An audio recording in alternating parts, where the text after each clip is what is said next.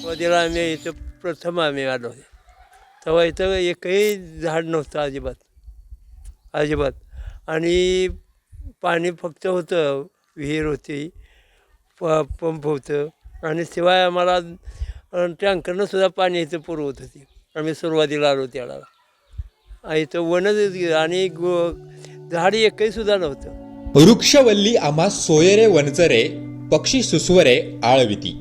जगद्गुरु तुकोबारायांच्या या अभंगाची प्रचिती यावी अशी ही दृश्य आहेत पंढरपूर तालुक्यातल्या चिंचणी या गावची.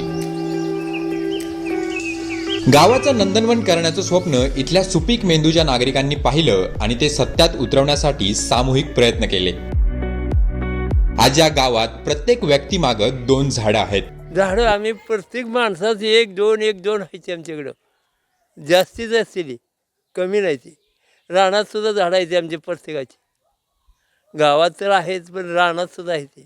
झाडे आणि निसर्गासोबतची चिंचणीकरांची नाळ महाबळेश्वरच्या पायथ्याला असलेल्या कोयनेच्या खोऱ्यातील संस्कृतीतून घट्ट झाली आहे. आम्ही सुरुवातीला आलेल्या वेळेला काही कुठलं झाडाचा वगैरे काही इथं संबंध नव्हता. आम्ही महाबळेश्वर पावसाची असल्यामुळे आम्हाला तेच रक्त आमच्यात असल्यामुळे आम्ही इथं आल्यानंतर 2002पासून झाडं लावायला सुरुवात केली.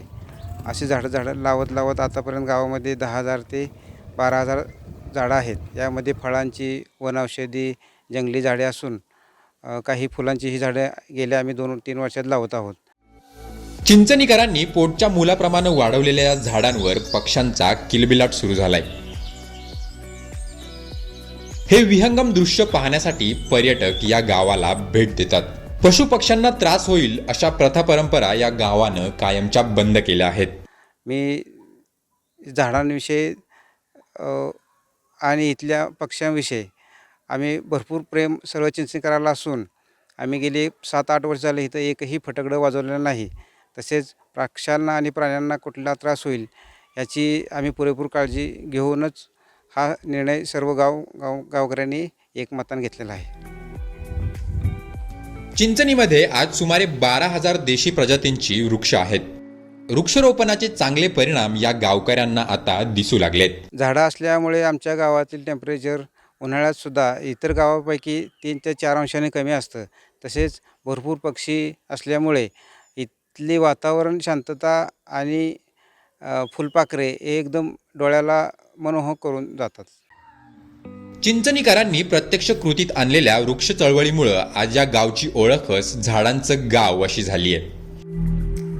एकेकाळी उघडा बोडका माळ असलेलं हे गाव आज पशुपक्ष्यांनी गजबजलं आहे. सामूहिक पद्धतीनं चिंचणीकरांनी गावचं पालटलेलं हे रूप राज्यातील इतर नागरिकांना या वाटेवर चालण्यासाठी खुणावत आहे. अशोक कांबळे, मॅक्स महाराष्ट्र, सोलापूर.